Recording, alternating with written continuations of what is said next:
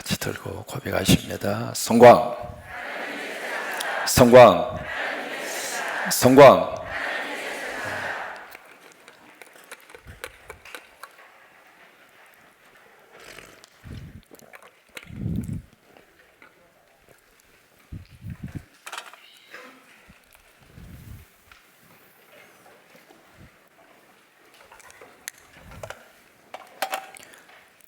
뭘 그리시는지 이제는 아시죠? 네.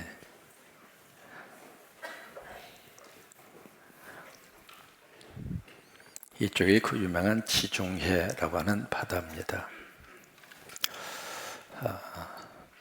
지금 에스겔을 통해서 하나님께서 이스라엘을 중심, 유다죠. 이스라엘은 망했고요. 유다를 중심으로 있었던 주변 나라들에 대한 하나님의 심판의 메시지입니다. 가장 먼저 심판의 메시지로 등장한 나라가 이쪽에 있는 암몬이었고, 두 번째는 혹시 기억하십니까?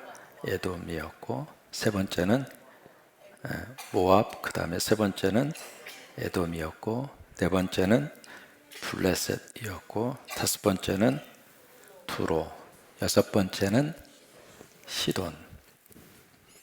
이렇게 쭉 이렇게 시계 방향으로 돌아서 이제 일곱 번째 애굽입니다. 여러분, 이것은 일곱이라고 하는 숫자는 무슨 의미를 가지고 있느냐면 고대 서유에 있었던 그 나라만 의미하는 것이 아니다, 그 말입니다.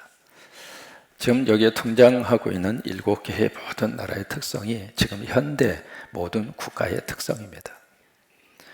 그러니까 여기에 표현이 되어져 있는 고대 사유의 암몬이나 모압이나 에돔이나 블레셋이나 두로나 시돈이나 애굽은 그 당시에 그 나라로 끝나는 게 아니라 그 말이에요. 지금 이 전 세계 속에 230여 나라가 있습니다만은 그 나라의 모든 통치 개념이 7개 유형 속에 다 들어가 있습니다. 그것은 이제 요한계시록을 보시더라도 교회가 몇 개가 나오냐면 7개가 나옵니다. 사대교회, 필라델피아 교회, 라오디게아 교회, 에베소 교회에서 7개 교회가 나오잖아요. 그 요한계시록에 나오는 7개의 교회는 그 당시의 교회로 끝나는 게 아닙니다. 그 교회의 유형이 지금 현대 교회의 유형하고 똑같은 거예요.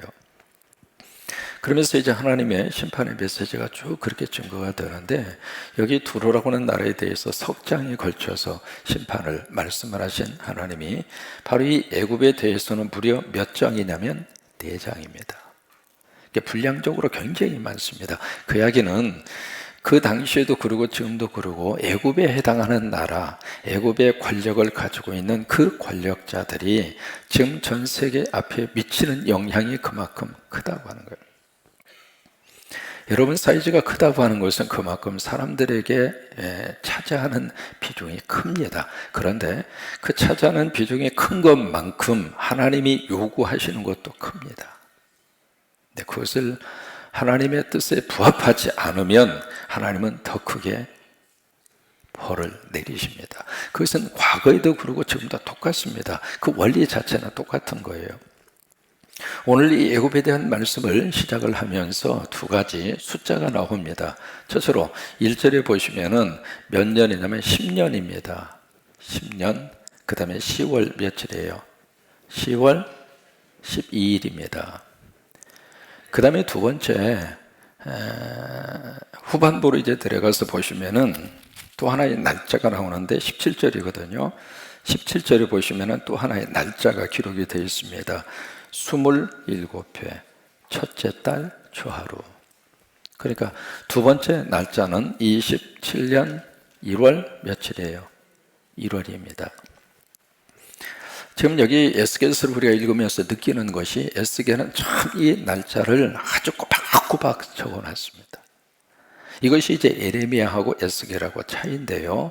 예레미야 같은 게 있어서는 이 날짜가 없습니다. 그냥 하나님의 말씀이 임하였다. 하나님이 말씀이 임하여 예레미야는 선포하는 겁니다. 그런데 에스겔 같은 게 있어서는 이 말씀이 언제 임했는가, 그것을 아주 정확하게, 우리가 이제 에스겔서 읽으면서 여러 가지 계속 그 날짜가 나오잖아요. 그 날짜를 아주 정확하게 그렇게 표현을 하고 여기다가 우리에게 알려주고 있습니다. 그것은 바로 뭐냐면 이 말씀이 역사적인 사실이다 이 말이에요.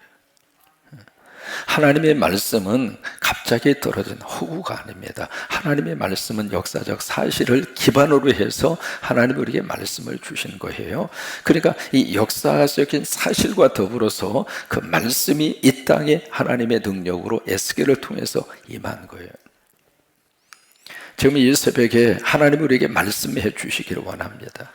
우리 자녀들에게 하나님이 말씀을 주시고 지도자들에게 말씀을 주시고 우리 모두에게 말씀을 주시고, 왜냐하면 말씀 속에 해답이 있습니다. 말씀 속에 미래가 있습니다. 말씀 속에 치유가 있습니다. 말씀 속에 능력이 있습니다. 그래요. 하나님의 말씀은 지금도 살아서 움직이십니다. 암울한 역사의 그 한 복판 속에서 하나님은 에스겔을 통해서 역사를 들여다보게 하셨고, 그리고 역사의 미래를 하나님이 그로 하여금 판단할 수 있도록 근거를 제시를 했고, 그래서 여기에 첫 번째 10년 10월 12일, 그리고 17년 후에 27년 1월 1일. 그러면 이것은 무엇을 말을 해주고 있는가? 이 예언의 말씀이 주시고 나서 17년의 시간이 지나간 겁니다. 그러면 이것을 왜 같은 장에다가 이것을 기록을 했을까? 이유가 있죠. 이 말씀을 주시고 나서 무려 17년 동안 하나님이 기회를 주셨는데, 그 말씀을 들은 이 대상이 17년 동안 아무것도 안 했다 그 말이에요. 그래서 결과적으로 27년 1월 1일 그 나라는 하나님의 말씀대로 심판을 받아 망하게 됐다 그 말이에요. 그러니까 하나님의 말씀이 들려져서 그 말씀 앞에 믿음의 반응을 보이는 사람이 미래가 있습니다. 말씀이 나에게 임해서 왔는데, 그 말씀이 나에게 떨어졌는데, 그 말씀을 듣고 신앙의 반응을 보이지 않으면 말씀대로 된다는 거예요. 그러면 여기 10월하고 27년이라고 하는 것은 에스겔이 바빌론으로 포로로 끌려간 횟수를 말하고 있거든요. 벌써 이때만 하더라도 에스겔의 나이가 35입니다. 상당히 많은 세월이 지나가게 된 거죠. 그러면 이때 하나님이 이 애굽을 향해서 어떤 예언의 말씀을 주시고 있는가, 우리 1절을 같이 한번 보시겠습니다. 1절 같이 있습니다. 열째 해, 열째 달, 12째 날에 여호와의 말씀이 내게 임하여 이르시되. 누구 말씀이에요? 여호와의 말씀이에요. 우리 성경에서 계속 강조하는 것은 그거예요. 이것은 하나님의 말씀입니다. 여러분, 하나님의 말씀을 하나님의 말씀으로 내 마음속에 들려줘야 축복입니다. 하나님의 말씀이 하나님의 말씀으로 내 영혼 속에 새겨질 때, 그때 그 말씀이 내 삶을 끌고 갑니다.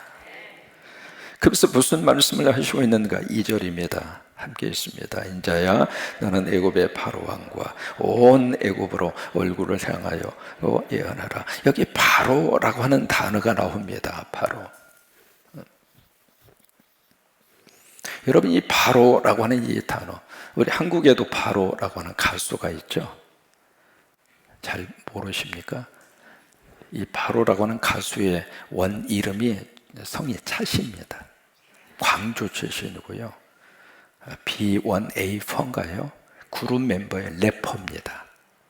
모르셔도 괜찮습니다. 여기 이제 성경에 등장하는 이 바로라고 하는 이 단어가요, 암시하고 있는 바가 굉장히 큰 의미를 가지고 있습니다. 우리가 애굽의 왕을 바로왕 그렇게 이야기하는데, 여기 원래 뜻은 이제 바로라고 하는 말은 파라오라고 하는 말이거든요. 이 파라오라고 하는 이 단어의 뜻은 어떤 뜻을 가지고 있느냐면 큰 집이라 그 말이에요. 큰 집. 또는 왕궁이라고 하는 의미를 가지고 있거든요. 일반적으로 큰 집이라고 하는 뜻을 가지고 있는 것이 이 바로라고 하는 그런 단어의 뜻입니다. 그러니까 애굽에 있었던 모든 왕들이 바로 큰 집에 해당, 큰 집에서 거주하는 자, 그런 의미를 가지고 바로 왕이라고 하는 단어를 그렇게 쓰는 거예요. 그리고 이제 원래 고유명사로서 우리가 알고 있는 애굽의 왕들은 몇 명이 있습니다. 예를 들면 바로 느고, 그것은 이제 고유명사입니다. 이 당시에 바로 왕은 누구냐면 호브라입니다. 호브라라고 하는 왕, 그 왕이 바로 이 애굽을 통치하고 있었습니다. 그래서 애굽의 모든 왕들을 통칭 일반적인 명칭으로 바로라, 그렇게 표현을 하는 거예요. 즉 우리 식으로 말하면 바로 청와대. 개념이 좀 오십니까? 백악관 개념이 오십니까? 중나라의 개념이 오십니까? 시진핑 집무실이 있는 곳, 그 다음에 노동당 청사, 기억이 나십니까? 그런 의미예요. 그러니까 여기 참 이 바로라고 하는 이 단어 속에 하나님의 어떤 메시지가 있습니다. 그래, 너 큰 집에 살고 있지. 그 얘기예요. 네 나라에 있어서 가장 웅장하고 사람들이 봤을 때에도 말 그대로 거들먹거릴 수 있는 그런 위치에 너 지금 있는 거지. 그래, 바로 너 그 이야기예요. 그래서 그 바로 왕을 향하여 지금 하나님이 뭐라고 말씀을 하시는가? 여러분 2절 말씀부터 섬찟한 말씀을 하시고 있는 거예요. 얼굴을 향하고 예언해라. 누구 보고? 에스겔 보고. 그러니까 에스겔을 향해서 여기 바로라고 하는 그 대상, 그 나라의 절대 권력을 가지고 있고 큰 집에서 지금 거들먹거리고 있는 너 바로, 그를 향하여 예언해라. 여기 향한다고 하는 그 이야기는요, 사실 좋은 의미에서 얼굴을 서로 마주보면 얼마나 축복이에요. 근데 이때의 얼굴을 향한다는 이야기는 좋은 의미가 아닙니다. 그래서 지금 뭐라고 하나님이 예언의 말씀을 주시는가? 3절입니다. 다시 한번 읽겠습니다. 너는 말하여 이르기를 주 여호와께서 이같이 말씀하시되. 그래요, 에스겔은 항상 말씀을 하실 때마다 앞에다가 그걸 딱 전제로 깝니다. 하나님의 말씀하셨다. 내 말이 아니다, 인간의 말이 아니다, 하나님이 말씀하셨다. 여러분 여기서 증거 들은 말씀 받아 하나님의 말씀으로 들려주시기를 축복합니다. 그 말씀이 내 속에 믿음으로 확 새겨져서 나를 새롭게 하고 나를 다시 살리고 나를 하나님의 사람으로 만들어가는 것은 말씀밖에 없습니다. 내가 이 땅에서 천국을 누리고 살 수 있는 비결은 말씀밖에 없습니다. 내 문제를 해결할 수 있는 가장 강력한 하나님의 영적 무기는 말씀밖에 없습니다. 그러니까 에스겔이 지금 말씀을 선포할 때 이건 내 말이 아니다, 하나님의 말씀이다. 그리고 하시는 말씀이 3절 계속 읽으실까요? 애굽의 바로 왕이여. 딱 그렇게 부릅니다. 애굽의 바로 왕이여. 그래, 당신 애굽에서 가장 큰 집에 살고 있지.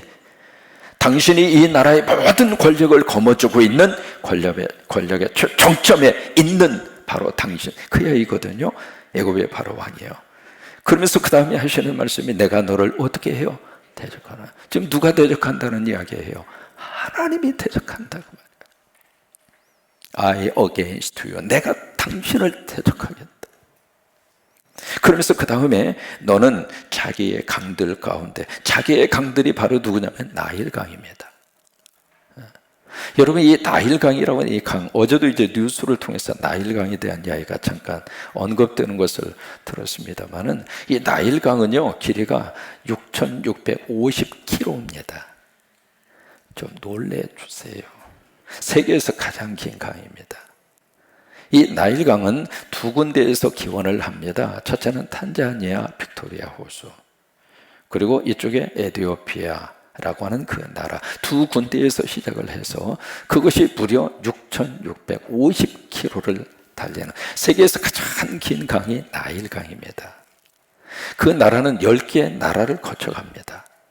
그래서 저 적도 부분을 이렇게 통과하기 때문에 갑자기 적도 부분에 엄청난 폭우가 쏟아지면은 거기에서 있었던 모든 유기물들을 팍 쓸어서 어디다 갖다 퍼붓느냐면 바로 애굽에 갖다 퍼부어 줍니다.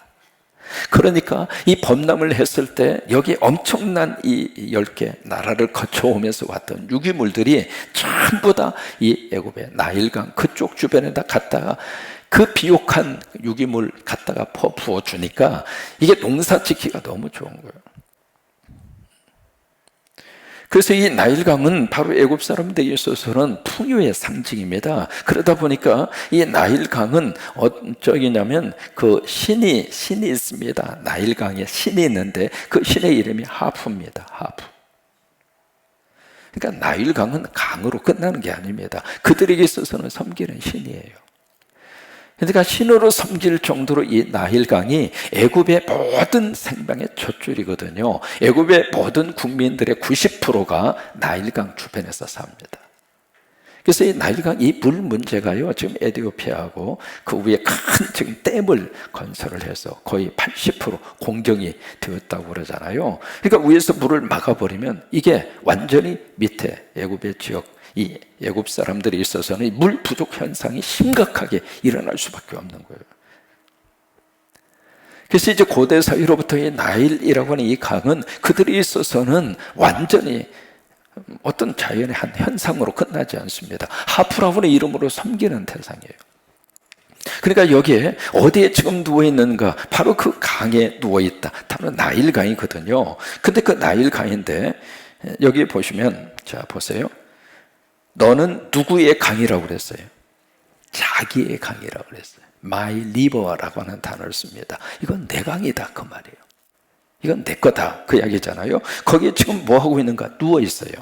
여기 누워 있다고 하는 말이 시편 23편에 나오는 말씀하고 같은 말씀이에요. 푸른 초장에 누이시며, 그 누이시며라고 하는 단어하고 여기에 있는 누운이라고 하는 단어하고 같은 거예요. 그냥 있는 것이 아니라 거기에 큰 집에서 말 그대로 천하태평하게 호화호식하고 누릴 거 다 누리면서 그러고 있다 그 말이에요. 근데 그 대상을 지금 뭐라고 이야기하고 있는가? 큰 악어라. 여기 악어라고 번역이 되어져 있는 이 단어가 성경의 여러 군데에서 같은 단어가 다르게 번역이 돼서 나옵니다. 용으로 번역이 되기도 하고 뱀으로 번역이 되기도 하고, 그 다음에 여기 악어, 카카다이 악어라고 번역이 되기도 하고, 그레이트 몬스터, 괴물이라고 번역을 하기도 하고. 근데 계시록에 보시면은 이 단어를 옛 뱀이라고 번역을 합니다. 옛뱀, 곧 마귀와 사탄이라 그랬습니다. 여러분, 이 마귀라고 하는 말과 사탄이라는 말, 마귀라고 하는 말은 헬라적인 표현입니다. 사탄이라고 하는 말은 히브리적인 표현이에요. 그러니까 같은 대상인데 같은 대상을 헬라식으로 표현하면 마귀가 되고 히브리적으로 표현하면 사탄이 되는 거예요. 그러니까 여기 지금 표현되어 있는 이 악어는 결국 뭐냐면 마귀와 사탄입니다. 그러니까 여러분 한번 머릿속에 상상을 한번 해보세요.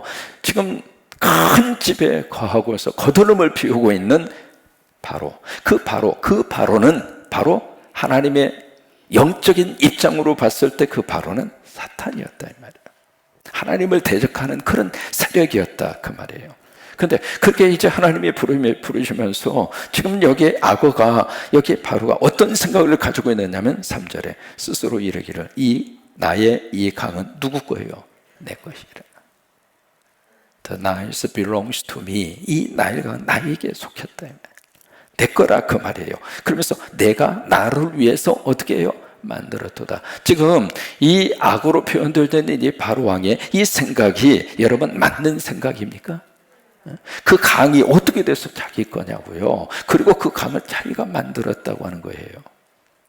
이게 그 앞에서 나오는 두로의 왕이 생각하는 왕하고 그 왕이 생각하고 같은 거예요. 그러면서 이제 이 바로가 그 생각 속에 지금 취해져 있는 거예요. 지금 여기 이 바로는 결국 바로 누구냐면 하나님을 대적하는 큰 하나의 세력입니다.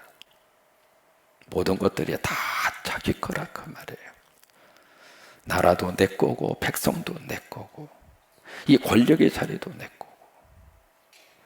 그렇게 생각하면서 이 바로가 그 자리에 앉아 있는 거예요. 그러면서 자기가 천하의 하나님보다 더 높은 자리에 있는 것처럼 스스로가 그렇게 생각하고 그렇게 통치를 하고 있고 그렇게 지금 나라를 이끌고 있는 지도자라 이 말이에요. 그러면 지금 현대적인 개념에서 이런 바로가 가지고 있었던 생각을 갖고 있는 지도자가 지금 이 세상에는 없는가? 여러분 있을까요? 없을까요? 여러분 중국을 한번 들여다보세요. 중하이난에 살고 있는 그분, 중난하이에 살고 있는 그분, 과연 그분은 여기에다가 딱 대입하면 어떨까? 그 생각을 안 해볼 수가 없는 거예요. 그럼 북한에 있는 노동당 청사에서 지금 앉아 계시는 그분은 과연 이 자리에 안 들어갈 수 있나?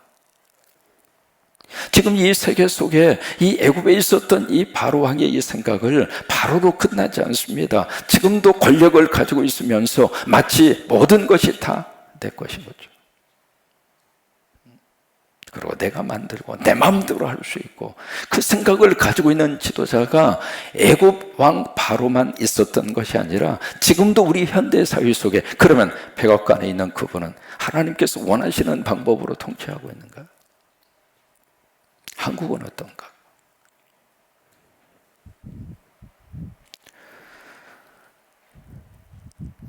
최근에 말이죠, 참 우리 미안합니다. 우리 같은 목사로서 어떻게 그럴 수 있나 싶을 정도로 정광훈 목사님이 우리 한국 기독교회 너무 이상한 그런 모습을 매스컴을 통해서 마치 우리 한국에 있는 모든 교회 목사님들이 그렇게 하는 것처럼, 아닙니다. 나하고 성이 틀립니다. 근데 이 양반이 세상에 나가도 너무 나갔어요. 뭐라고 이야기했느냐면, 이 강대상에서 참 차마 말하기 싫은 그 이야기입니다. 아니, 공개적으로 그렇게 이야기했거든요. 뭐라고 그러냐면, 하나님 까불면, 혹시 기억하세요? 아니, 어떻게 목사가 그런 이야기를 하느냐. 그런 이야기, 이 정신 나간 사람이지. 아니, 하나님 까불면 넌 나한테 죽어? 이게 뭐냐고, 이게 지금. 그러니까 바로 뭐냐면, 이게 완전히, 이게 바로가 한두 사람이 아니에요, 지금. 여기저기에 바로가 지금 포진을 하고 있는 거예요. 조금 이렇게, 좀 돈 좀 이렇게 벌면 자기가 모든 것을 다 가지고 있는 것처럼. 조금 이렇게 자리가 좀 올라가면 그때부터 배우는 게 없는 거예요. 자기가 무슨 모든 것을 다 가지고 있는 것처럼 지금 인간 속에요, 이 바로의 심성이 알게 모르게 들어있습니다.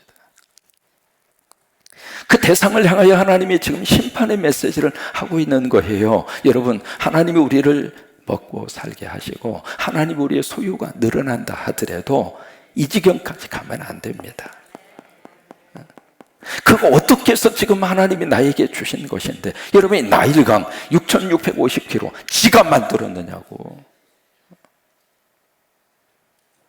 내가 지금 누리고 있는 거, 지금 내가 열심히 노력을 해서 지금 내가 만들었다, 그 생각을 갖는 순간 우리는 바로가 되는 거예요.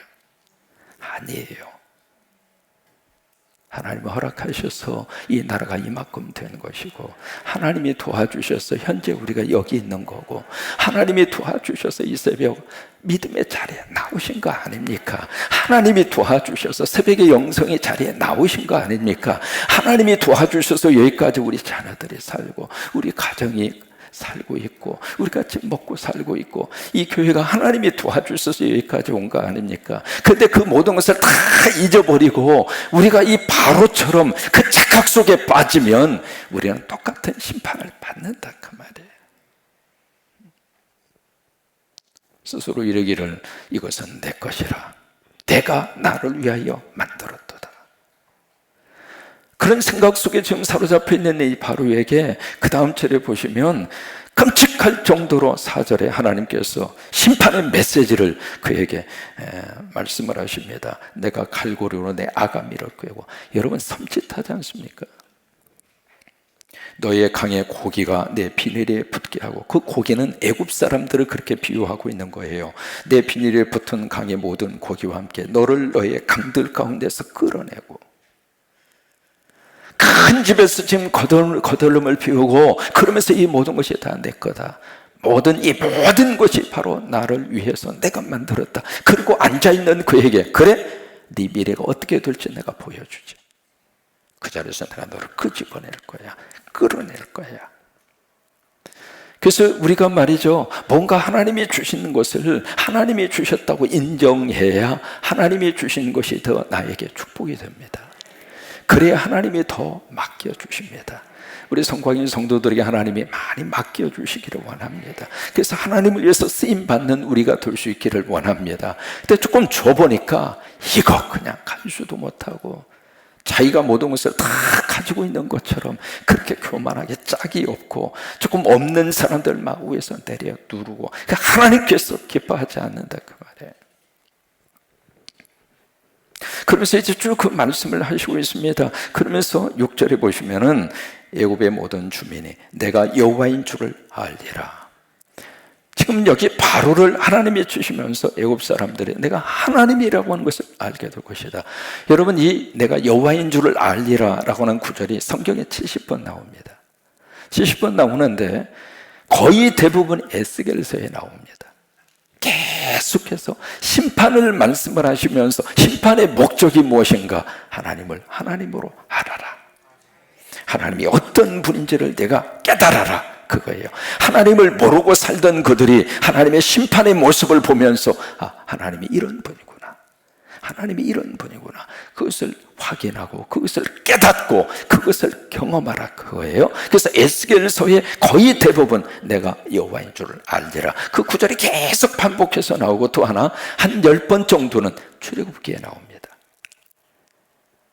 다시 말해서 애굽 사람들에게 내가 여호와인 줄을 알리라. 왜냐하면 애굽은 철저하게 하나님이 없습니다. 하나님이 없으니까 이렇게 사는 거죠.